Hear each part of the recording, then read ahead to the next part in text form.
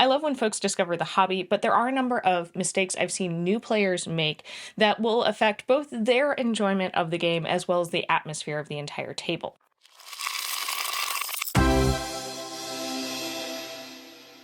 And while these specific mistakes are most commonly made by new players, I have seen seasoned players make them as well. But before I get into the list, don't forget to hit that subscribe button, because we make videos here every week about tabletop RPGs and our other geeky interests, and that way you won't miss any of our new releases. Okay, here is my list of the top 5 mistakes new players make and how to avoid them. Playing an easy character rather than the character you want to play. Sometimes new players can be intimidated by the rulebooks and mechanics, or dissuaded from playing the character they really want to play by well-intentioned game masters and fellow players.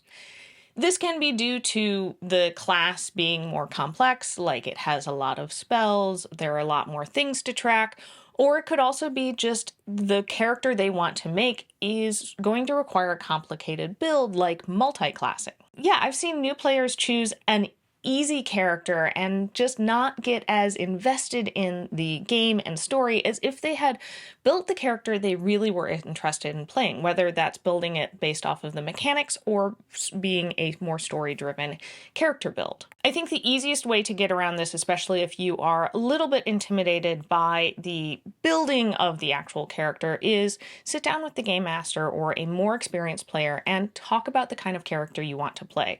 What are the key concepts for the character? What mechanics are you drawn to? And then you can build the character from there. The game master or experienced player can help you, guide you through, help you pick the mechanics to suit that particular character.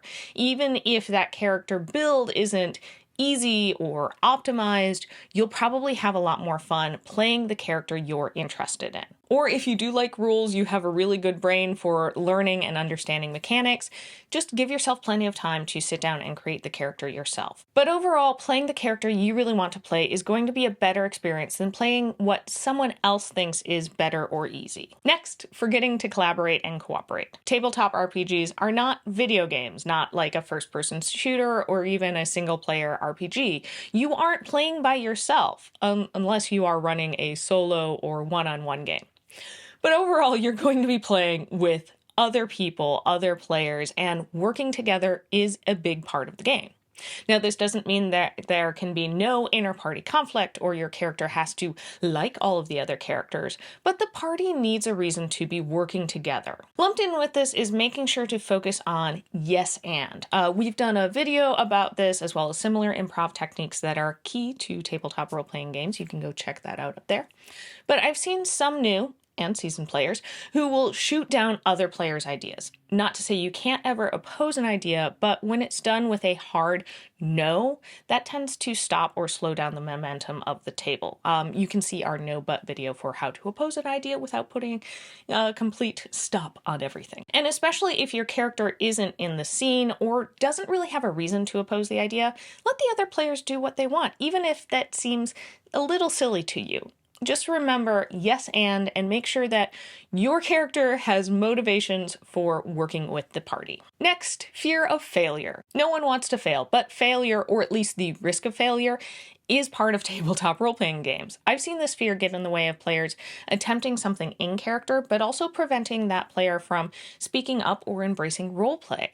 Being afraid, it's that being afraid of not being good enough as a player.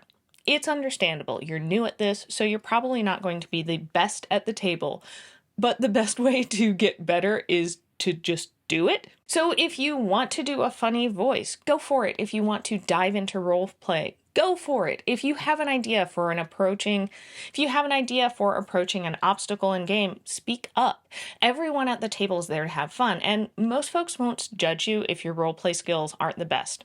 And honestly, new players can come up with some of the most fun ideas because they don't have preconceived notions of what you're supposed to do. And if anyone gives you a hard time for not being amazing right off the bat, first, it says a lot more about them than about you. And second, just remind them you're new at this and learning, and you're also going to make mistakes along the way.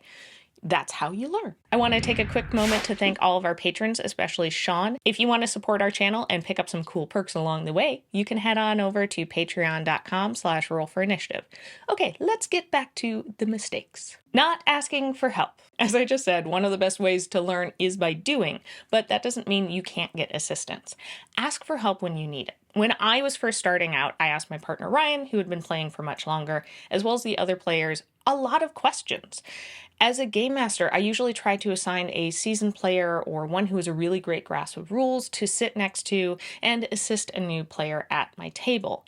I do this because often a new player might find it easier to ask a question kind of as an aside to another player than having to kind of stop game to ask the game master something, especially if it's just clarifying a rule or finding something on a character sheet. While a lot of players will appreciate if you try and figure something out yourself by watching others play or by checking the player handbook, but I find especially if it's a quick question like, what are my action choices? Where on my character sheet is movement? What does poison do?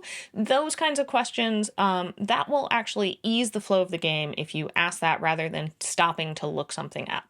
Heck, I will still ask for help with math on big rolls and help with rules in a system that I just haven't played in a while and need a quick refresher. And last is narrating the outcome rather than the action intention. This, in my opinion, is the top mistake a new player can make.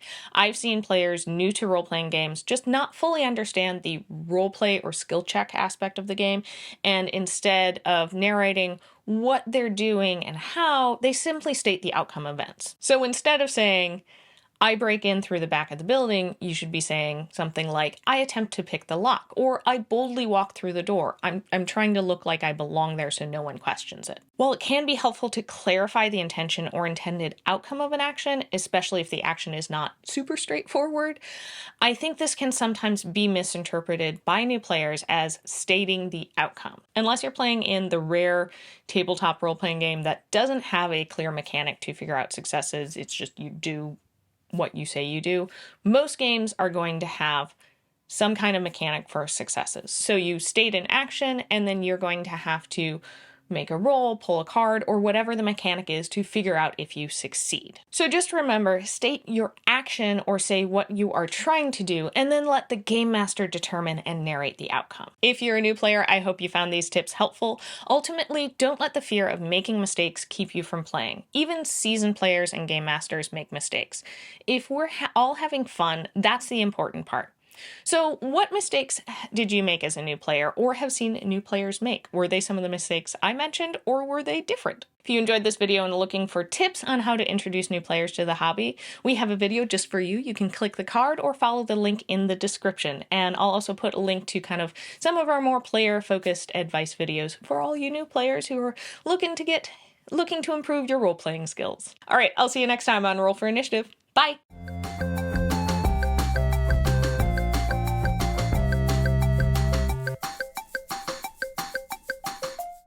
So you're probably not going to be the best at the table, but the best way to get better is to just do it. Just do it!